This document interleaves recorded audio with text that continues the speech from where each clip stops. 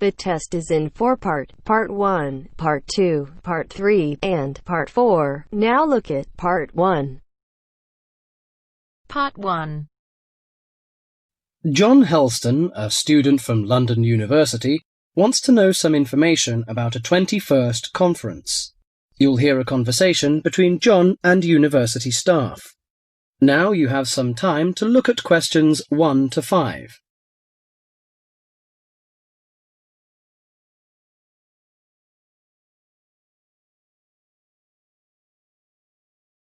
Listen carefully and answer questions 1 to 5. University, good morning. Oh, good morning. Can you put me through to the School of Architecture, please? Certainly. School of Architecture, Professor Dawson's office. Oh, good morning. I was wondering if you could give me some information about the forthcoming Architecture 21st Conference, dates, enrolment procedures, costs, that sort of thing. Certainly.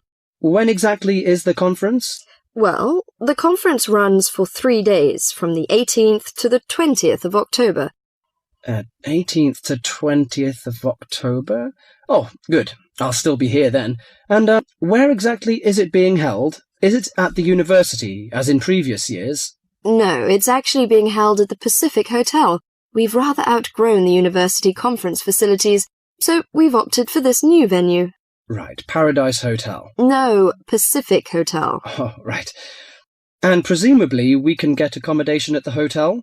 Yes, but you'll need to contact them direct to arrange that. I'll give you the number for hotel reservations. Have you got a pen ready? Yeah, go ahead. It's area code 07 and then 933 2233. Okay, and what's the registration fee? Individual fees are $300 for the 3 days, or $120 a day if you only wanted to attend for 1 day. Are there any student concessions? Oh, sure. There's a 50% concession for students, and that's $150 for the 3 days, or $60 a day. And am I too late to offer to give a talk? Oh, I'm pretty sure you've missed the deadline for that. Oh, really? But I've only just arrived here in Australia. Is there any way I could have a paper accepted? Well, you'd need to talk to Professor Dawson. He's the person organising the conference this year. I can put you through if you like. Oh, yes, please. That'd be great. Oh, and can I just check the spelling of his name? Is that Dawson? Yes, that's correct.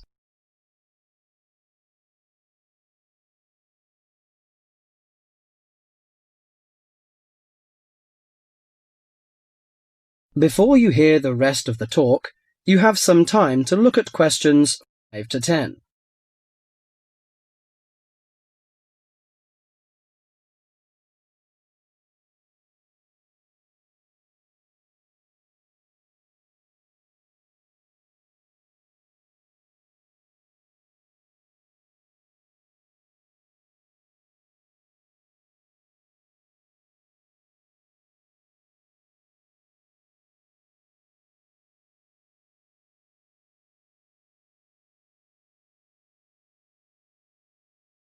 Now listen carefully and answer questions 6 to 10.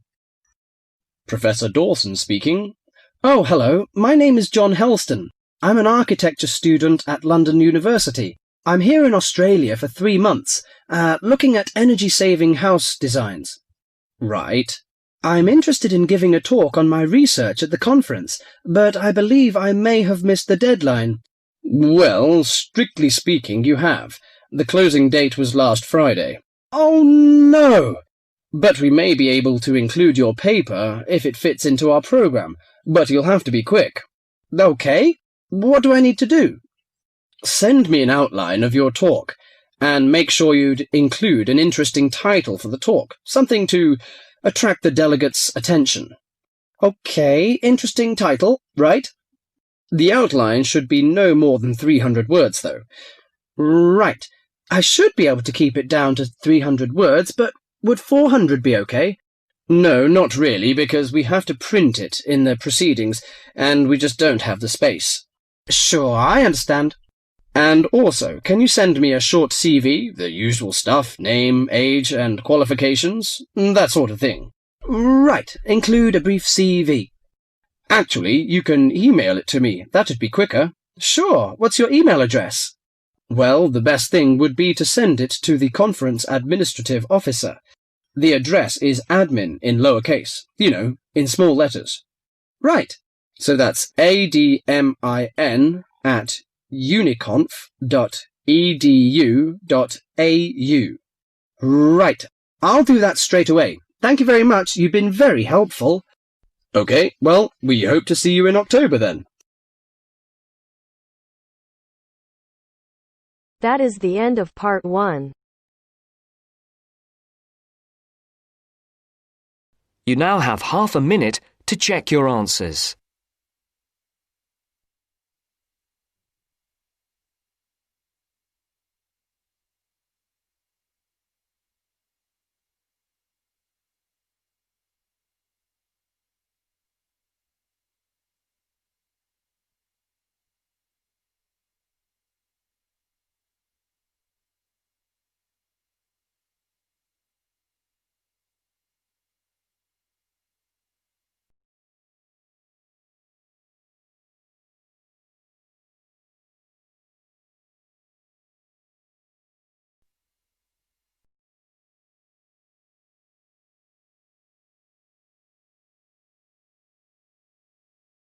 Now turns to part 2. Part 2. You will hear a lecture on bird migration. First, you have some time to look at questions 11 to 17.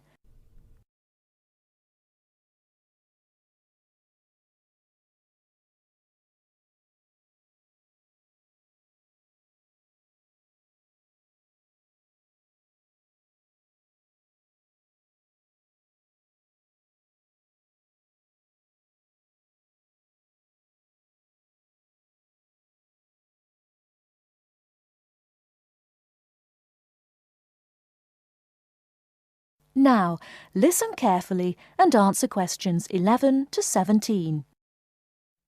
My lecture this evening will focus on the migration of birds.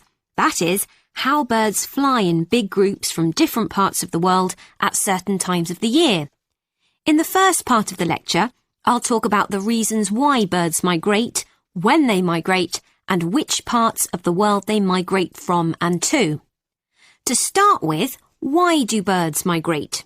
Well, there are two main reasons.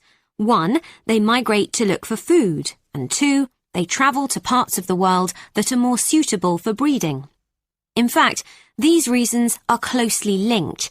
As you can imagine, when birds are breeding, they need extra food to feed their young. And in the spring, in the cooler climates of Europe, there is a lot of food for birds, especially insects. So generally, during the spring, birds fly up from the tropics, which are hot, to cooler climates in the north. They stay there for a few months to bring up their young. And then, when the weather in the north gets cold in the winter, they fly back to warmer climates in the south. Now I'd like to talk a bit about how global warming has affected bird migration. One of the effects of global warming has been to make the spring come earlier in the northern regions of the world. When spring comes early, the plants and insects that birds need to bring up their young are also available earlier. Research has shown that quite a lot of birds have started to migrate earlier because of higher temperatures. But unfortunately for some species, this hasn't been early enough. What I'm saying is that birds that are travelling a long way for breeding may arrive too late to find enough food to feed their young, and their population drops drastically. Scientists are currently researching more about this. Before you hear the rest of the talk, you have some time to look at questions 18 to 20.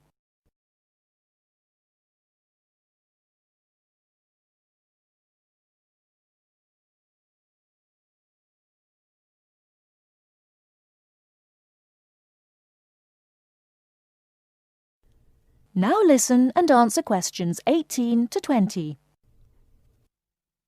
Now, I thought I'd finish by just briefly describing a few different patterns of migration. Migration varies with the type of bird and the area they come from. For example, one kind of migration is partial migration. This means that some birds in a particular species will migrate and others won't. It usually depends on how the weather affects food supplies, and very often happens in the tropics. In another migratory pattern, a bird called an Arctic tern migrates the whole length of the globe, from the North Pole to the South. The Arctic tern travels between 12 and 15,000 kilometres each way when it migrates in a complete circle around the world. It's quite amazing. Right, and lastly, I'd like to mention a pattern which isn't nearly as spectacular, but is very interesting. And this is the way many birds migrate across North America. In this pattern, the birds fly northwards in the west of the country and then back south again in the east. So, if you imagine it, they're actually migrating in a circular pattern, like the hands of a clock, not in a straight line, as we might think. That is the end of part 2. You now have half a minute to check your answers.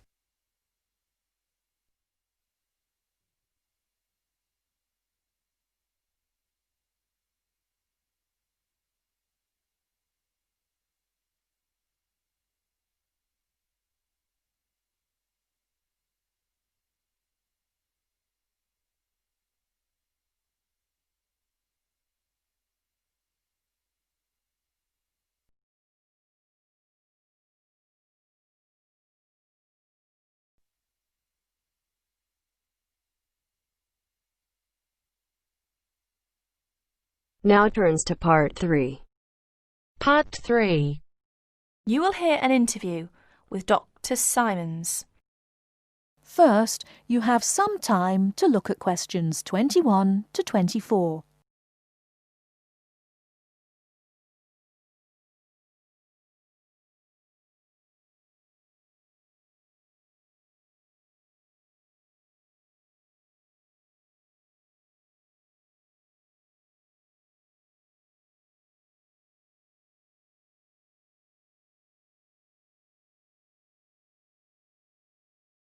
Now, listen carefully and answer questions 21 to 24. Well, as I said, there were 3 areas of interest, so perhaps we should take each in turn. Fine. Let's take the medical and physical evidence first. Well, first of all, life expectancy. Although some very old individuals were encountered, the Ramesses is a case in point. He was probably over 90. It seemed the average Egyptian died rather young, from about 30 to 35 years old, on the whole. Although the nobility, as might be expected, tended to live longer. Some of them have been found to be 50 or 60 years old. Well, naturally, the older they got, the more medical problems were encountered. But some modern disorders have so far not been found. There is no evidence yet of any malignant tumours, for example, although the fact that most people studied were comparatively young could account for this. Another modern problem, dental decay, was also absent, probably due to the plain diet and absence of sugar. There was another problem with teeth caused by this diet. The stones on which their flour was ground caused a lot of grit to get into the bread, and this eroded the teeth, so much that many older people must have suffered greatly and could have been confined to a liquid diet. An abscess on the jaw caused by this kind of erosion may in fact have contributed to the death of Ramesses II. Analysis of the internal organs of several mummies has revealed that intestinal parasites were common, even among the upper classes. Evidence of a generally low standard of public hygiene and another widespread disorder was a form of anemia. Naturally, the ancient Egyptians didn't smoke, but lesions on the lung were widespread. These, however, are the sort that we associate today with workers in mines and quarries, and must be due, in the case of Egyptians, to living in sandy desert conditions. Actually, on the smoking issue, there was a temporary sensation when traces of what appeared to be tobacco were found in Ramesses' sarcophagus, but botanists later confirmed that it was not in fact tobacco itself, but a related plant which is native to Egypt. In the meantime, Cynics were commenting that it probably had come from the cigarette of some careless Egyptologist or museum attendant of the past. Ha ha! And what about their physical appearance? Before you hear the rest of the talk, you have some time to look at questions 25 to 30.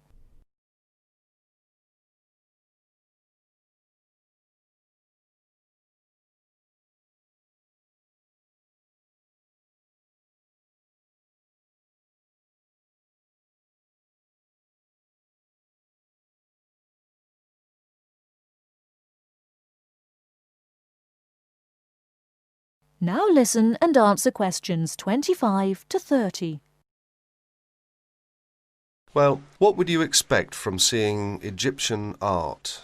They were light and slight in build. The average height for both men and women was about 1.60 meters, and studies of the skeletons from which the covering of flesh can be extrapolated suggest that they weighed much less in relation to their height than most modern people. From about 10 to 15 kilograms, less than someone of a similar height today is the estimate. And what about mummification? Well, the first thing to be said is that it wasn't always done in the same way, and it was by no means infallible, as many people tend to think. Many bodies, including that of the famous King Tutankhamun, were also entirely destroyed by overuse of one or another of the substances generally employed.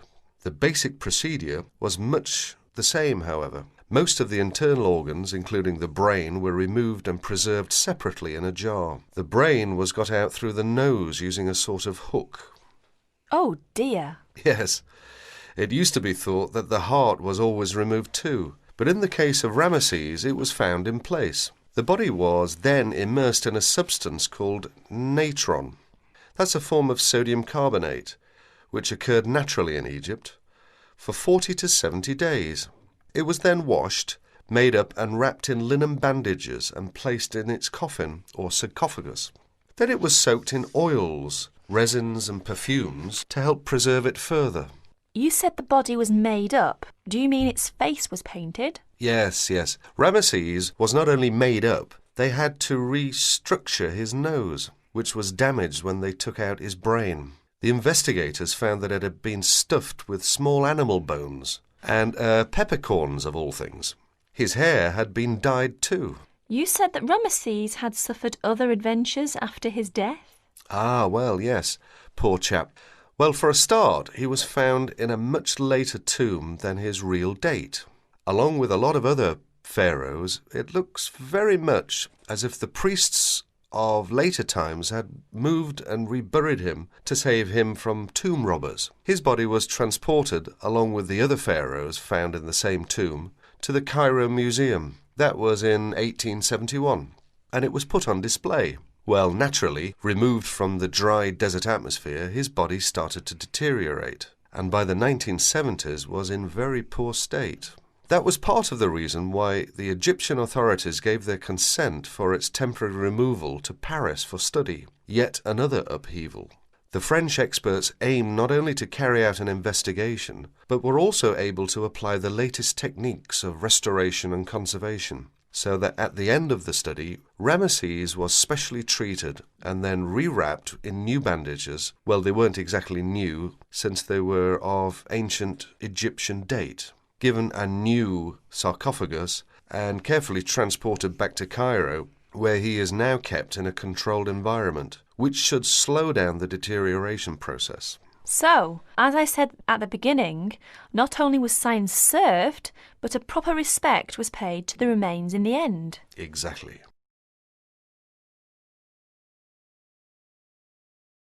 That is the end of part 3. You now have half a minute to check your answers.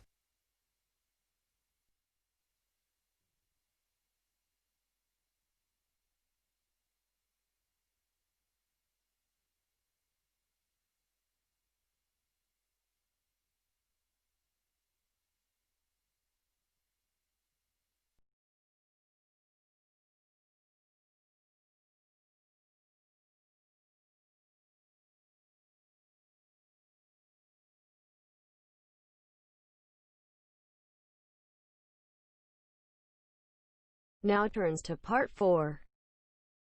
Part 4. You will hear a talk given by Dr. Miranda James. First, you have some time to look at questions 31 to 35.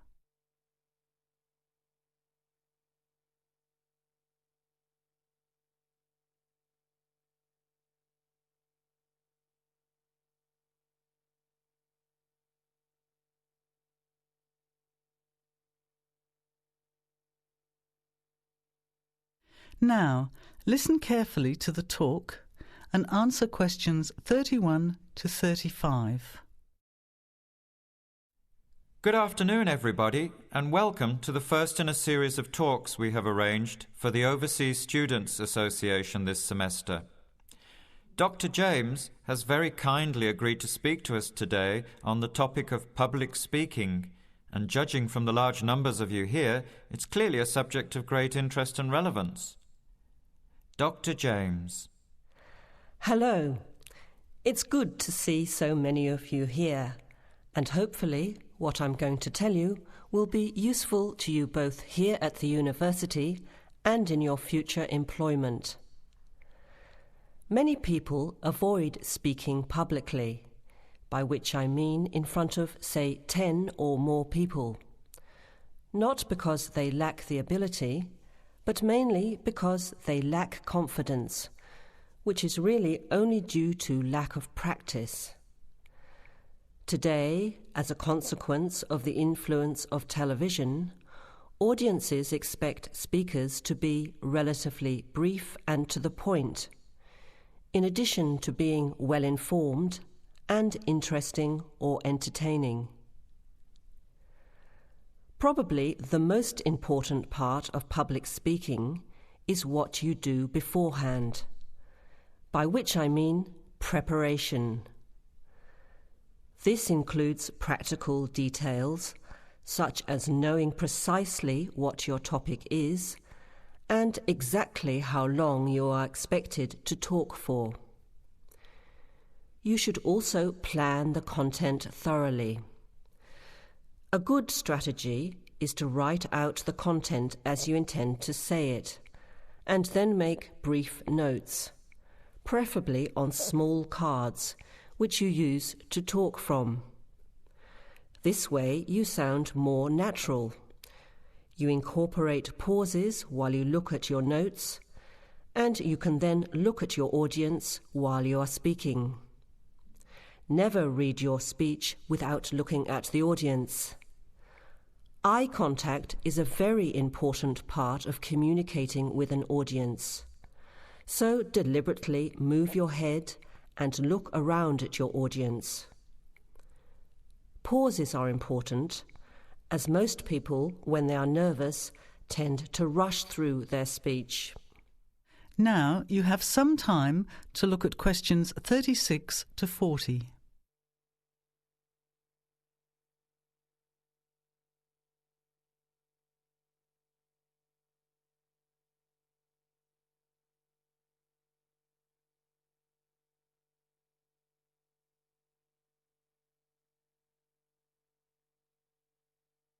Now listen and answer questions 36 to 40. Practice speaking slowly. This gives you more time to pronounce your words correctly. It's always easier for your audience to listen to someone whose speaking is clear and calmly paced, so that they can understand the ideas being explained. And the bigger the group, the more slowly you should speak. Remember to project your voice, speaking clearly to the person furthest away from you. It's a good idea to rehearse and record yourself. Pay attention to your intonation when you listen to yourself. It's even harder if you're speaking in a second language, I would imagine. But there's nothing worse than listening to a flat, monotonous voice. So try to vary your tone and rhythm. This will add meaning to your words. Lastly, pay attention to both your posture and your gestures. A confident person stands or sits in a small group with their head up, chin out and shoulders back. Try to avoid scratching or fiddling with your hair or beard or pens, jewellery and so on. These movements can distract and irritate your audience. Yet you may be unaware of them yourself. Another reason for rehearsing, preferably with feedback from a friend, or better still, on video. I hope these few tips will make your experience of speaking in public a little easier. Remember, practice makes perfect. That is the end of part 4. You now have half a minute to check your answers.